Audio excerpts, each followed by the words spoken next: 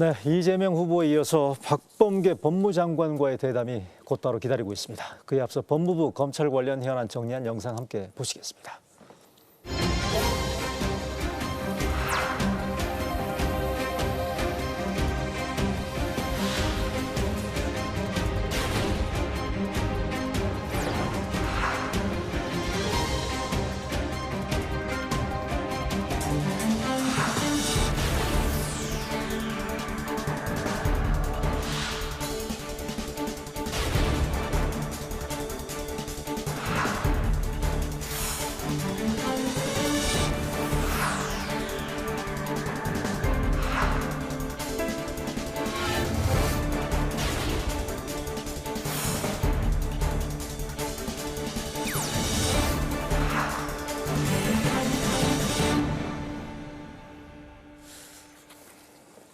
네, 박범계 법무장관 나와 주셨습니다. 어서 오십시오. 반갑습니다. 네, 반갑습니다. 안녕하세요. 네.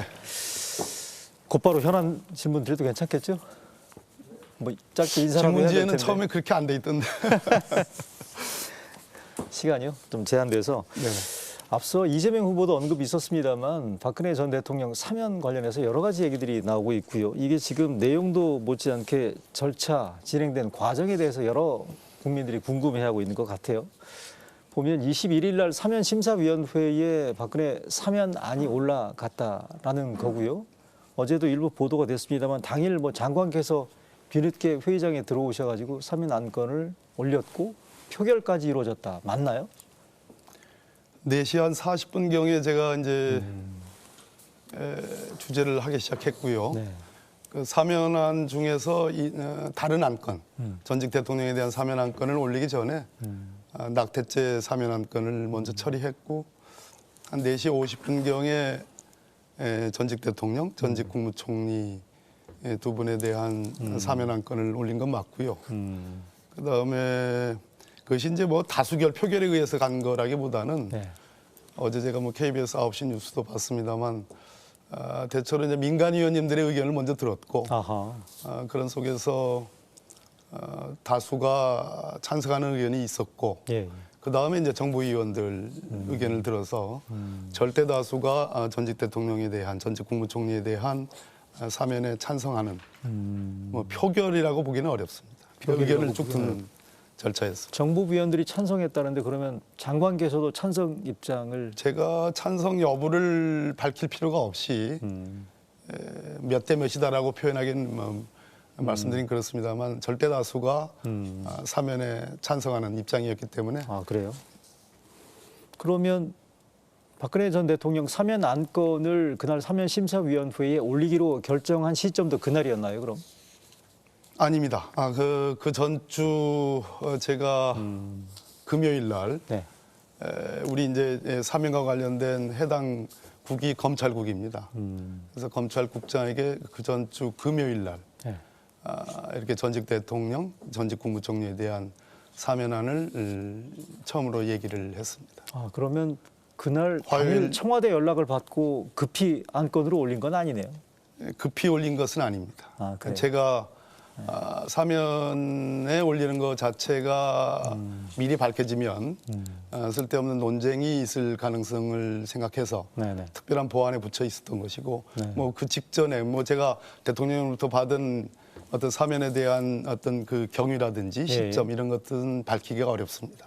어렵고 다만 제가 전주 금요일 날 이렇게 올리겠다라는 통보를 한 그 이전에 대통령님의 뜻은 전달받았습니다. 대통령으로부터 박근혜 전 대통령 사면에 대한 뜻을 전달받고 검찰국을 통해서 사면심사위원회에 이 안건을 올리기로 정리가 됐다. 이렇게 이해하면 되겠네요. 예, 그렇습니다. 알겠습니다.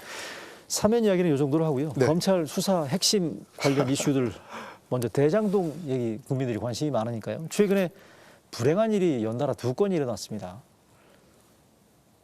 어떻게 검찰 법무 책임자로서 이 건에 대해서 입장을 말씀하신다면? 과거에 이제 우리 검찰 특수부 수사 과정에서 유명을 달리하신 분들이 꽤 있습니다. 대장동 사건에 있어서도 두 분이 이제 세상을 달리했는데 법무부 장관으로서 국민 여러분께 상당한 정도로 유감의 말씀을 드립니다. 그러나 그 과정에서 무슨 가혹행위가 있었다거나 특별한 수사의 어떤 강압 그런 것들이 있었다고는 생각하지 않습니다. 다만 후자에 돌아가신 그분의 경우에는 검찰과 경찰에서 수회의 조사를 소환 조사를 받았고 동시에 자기가 재직했던 성남도계공으로부터 징계의 통보를 이제 받은 정도로 그렇게 생각할 수 있는 그런 정황들이 있기 때문에 전체적인 조사와 어떤 수사 절차 이런 측면에서 인권이 두텁게 보호되지 못했지 않았느냐 하는 그런 아쉬움은 있습니다. 김문기 처장 말씀하시는 거죠? 예, 두 번째 돌아가신. 두 분의 그 불행한 사태 결과와 무관하게 말이죠. 검찰의 대장동 수사에 대한 평가가 후하지 않다는 거는 많이 듣고 계실 거예요. 이게 지금 검찰의 수사 능력의 문제인지 수사 의지의 문제인지 여기에 대해서 뭐라고 말씀하시겠습니까? 대장동 수사는 크게 이제 두 축으로 제가 누누이 말씀드렸는데 하나는 이제 설계 과정상의 특혜와 전후에 오랜 동안 지속된 소위 로비 의혹인데 전자에 관해서 즉 설계 과정상의 특혜와 관련해서는 저는 주범들이 다 구속 기소가 됐습니다. 수사에 협조한 한 사람만 불구속 기소가 됐기 때문에 그 부분의 수사에 대해서 특별히 저는 낮은 점수를 주고 싶지는 않습니다. 아, 그래요? 그러나 전후의 로비 과정에 대한 수사는 국민 여러분들을 설득하기에는 부족함이 있지 않나 하는 생각이 듭니다. 설계 과정상의 특혜 부분에 있어서는 검찰의 수사 의지나 수사 능력이 결코 작지 않았습니다. 폄하받을 일은 아닌 거고요. 그러나 로비 의혹에 관해서는 역시 전 국회의원이었던 곽상도 전 의원의 구속영장 청구가 기각되면서 상당 부분 위축되지 않았느냐. 그 부분이 앞으로의 과제 아닐까 하는 그런 생각하고 있습니다. 이른바 50억 클럽 수사 말씀하시는 거죠? 예. 네. 대장동 수사와 관련해서 또 하나 지금 쟁점이 그 법무부 검찰 안팎 포함해서 정치권에서도 이게 뜨거운 게 특검이죠. 이거 지금 별도 특검으로 가야 될 건지 상설 특검으로 가야 될 건지 야권은 별도 특검하자. 여권에서는 상설 특검 얘기가 나오고 있습니다만 수사 대상도 논란인 것 같아요. 검찰 수사 최종 책임자로서 특검 논란에 대해서는 어떻게 말씀하시겠습니까? 수사 대상에 대한 차이가 하늘과 땅 차이입니다. 지금 민주당과 국민의힘 쪽의 어떤 주장하는 범위가 일부라도 겹치는 부분이 있으면 한 번쯤 고려해 볼 만한데 너무나 간극이 크고요. 개별 특검은 오로지 그것은 여의도에서 국회에서 정할 문제이기 때문에 법무부 장관이 행정을 하는 법무부 장관이 옳다 그러다 해야 된다 안 해야 된다 이런 말씀을 드리는 것은 곤란하고요. 제가 갖고 있는 권한 중에 하나가 이제 상설 특검으로서 법무부 장관의 특검 요청권이 있는데 이 부분과 관련해서 과연 지금 대선을 한 70여일 남겨놓은 상태에서 법무부 장관이 검찰의 수사, 법무부 장관의 지휘 감독을 받고 있는 검찰의 수사의 결과를 상당 부분 부정하면서 상설 특검을 요청할 수 있는가라는 그런 스스로의 어떤 자문이 있고요. 두 번째는 아마 우리 박태수 국장님 잘 아시겠습니다만 2007년 대선이 있나요? 이명박 대통령이 집권할 당시에 경선 당시부터 고려가 됐던 소위 특검이 있습니다. 그게 BBK 특검입니다. BBK 특검이 도입됐으나 결과적으로는 당시 당선자인 이명박 당선자에게 면죄부를 줬고 그로부터 이명박 대통령의 재임 기간이 지난 뒤에 아시다시피 사법 처리가 됐습니다. 즉 무슨 말이냐 하면 여야를 막론하고 여야 후보 누구를 막론하고 과연 이 특검이 설계돼서 가동이 됐을 때 과연 대선을 70여일 남긴 상태에서 정치적인 어떤 여러 가지 고려들이 완전히 배제된 채 말 그대로 결대로 어떤 특검의 결과를 낼 수 있을 것인가라는 것조차도 사실은 의문입니다. 그렇기 때문에 결국은 최종적으로는 정치권이 여의도가 국회가 저는 모든 주제를 다 망라한 범위에 있어서 시비가 없는 그러한 특검일지는 특검은 고려해 볼 수 있으나 그 외의 특검은 사실상 어렵지 않느냐 하는 그런 법무부 장관이 독자적으로 할 수 있는 상설 특검에 대해서도 지금 말씀하신 뉘앙스는 부정적으로 들리네요. 대선을 70여일 남겨놓은 상태입니다.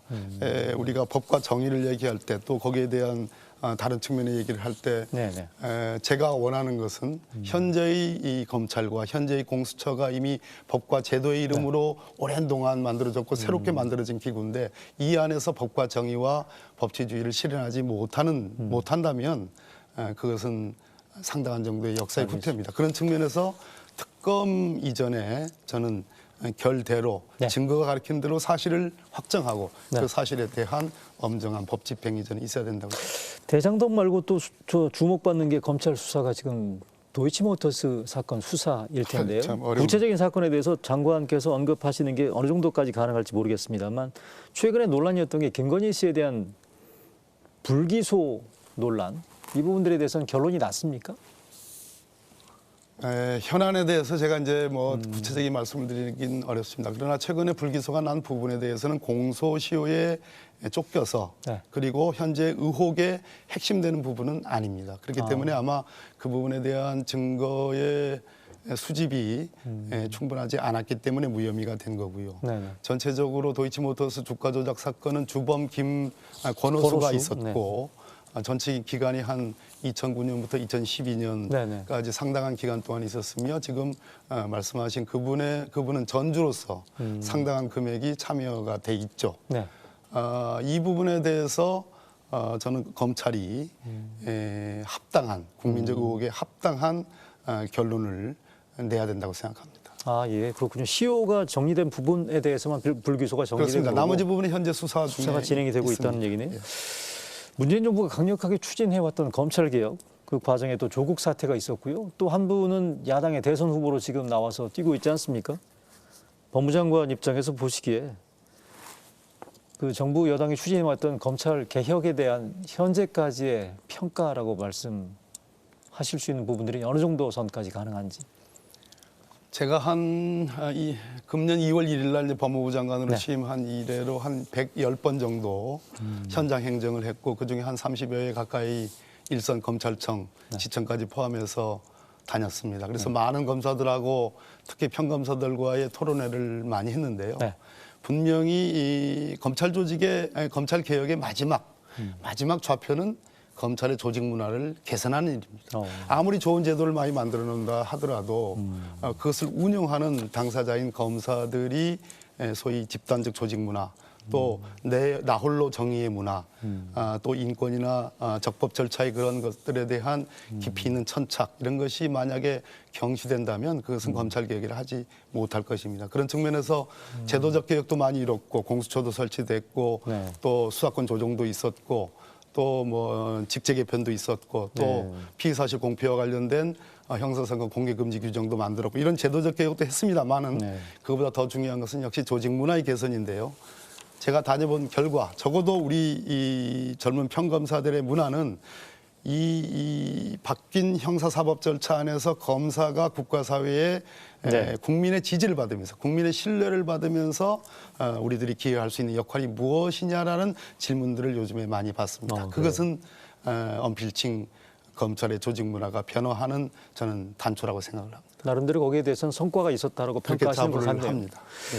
검찰 개혁의 성과물 가운데 하나가 또 공수처인데 검찰 개혁의 상징처럼 이게 지금 돼 있고요. 출범이 1년 됐습니다만 이게 첫 술에 배부를 수는 없겠지만 말이죠. 최근에 보면 공수처 무용론까지 나올 정도로 이러자고 우리가 공수처를 만들기 위해서 그 난리를 쳤었나 이런 뭐 얘기들도 나오고 있다는 거 듣고 계시죠? 이런 얘기 나올 때마다 어떤 생각 드십니까? 제가 공수처에 관해서는 정말 노무현 대통령님을 모실 때부터 공수처를 해온 지가 한 20여 년 가까이 됩니다.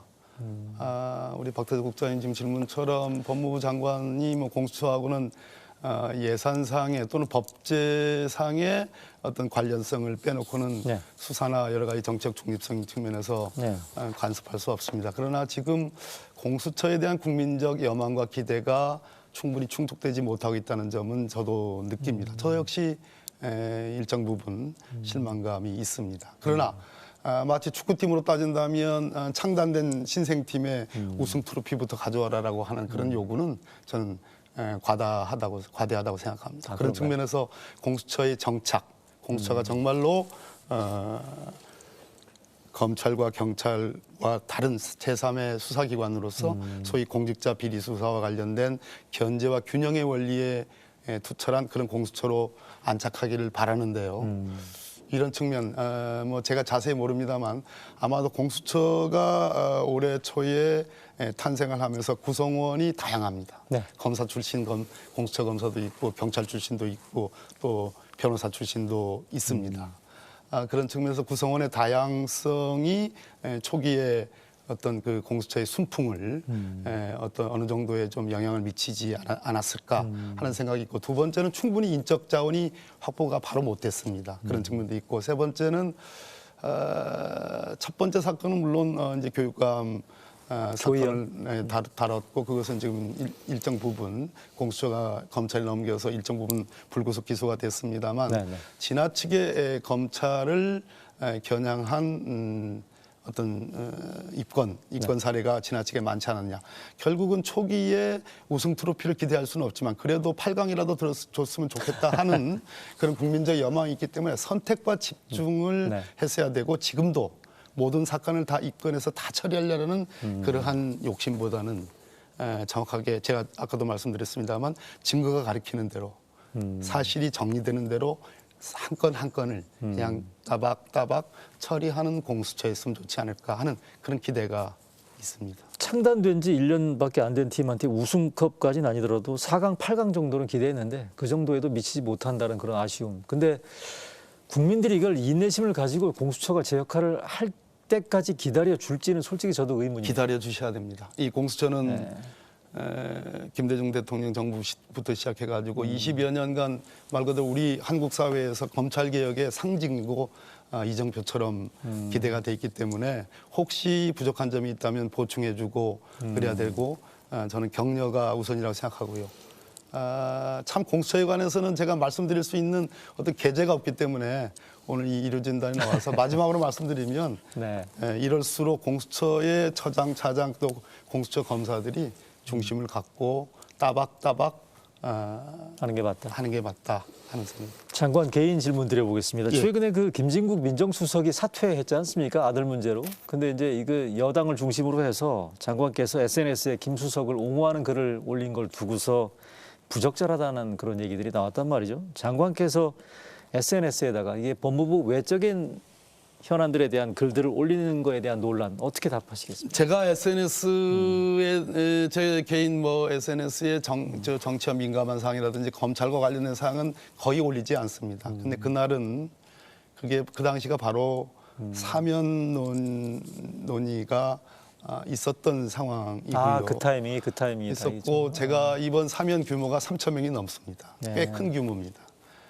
이번 사면에서 김진국 민정수석이 사면과 관련해서 어떠한 관여, 즉 대통령님의 뜻과 지시를 충실하게 전달하고 저하고 상의하는 것 외에 불투명한 어떤 관여가 단 한 건도 없었습니다. 그것은 검찰과 관련된 여러 가지 현안과 관련해서도 김진국 민정수석은 참으로 좋은 바른 스탠스를 갖고 있었습니다. 그렇기 때문에 제가 참 답답했습니다. 그래서 하지 않는 정치와 또는 검찰과 관련된 일을 하지 않는 그런 SNS상에 그러한 비난을 무릅쓰고 올렸습니다마는 결과적으로는 바람직하지 않았다 하는 그런 또 자괴감도 있습니다. 그러니까 듣기에 따라서는 사면 이슈, 이번에 사면 안건을 김진국 전 민정수석과 협의하는 과정에서 김진국 전 민정수석의 업무에 대한 진정성이나 늘 느꼈던 소회 때문에 네. 이런 스캔들이 거론되는 거에 대한 안타까움을 표시했던 건데 결과적으로 이런 거에 대해서는 예, 그렇습니다. 동시에 그 아드님에 대한 옳지 않죠. 근데 그 아드님이 앓고 있는 그런 사정들, 또 그것으로 인한 김진국 민정수석이 갖고 있는 그런 괴로움까지도 고려를 했었습니다. 알겠습니다. 요거 질문 드려도 괜찮을지 모르겠습니다. 내년 지방선거에 장관께서 의지하고는 의사와는 전혀 무관하게 출마 얘기가 나오고 있는데 혹시 이거 답변 가능하십니까? 가능합니다. 저는 문재인 대통령님과 네.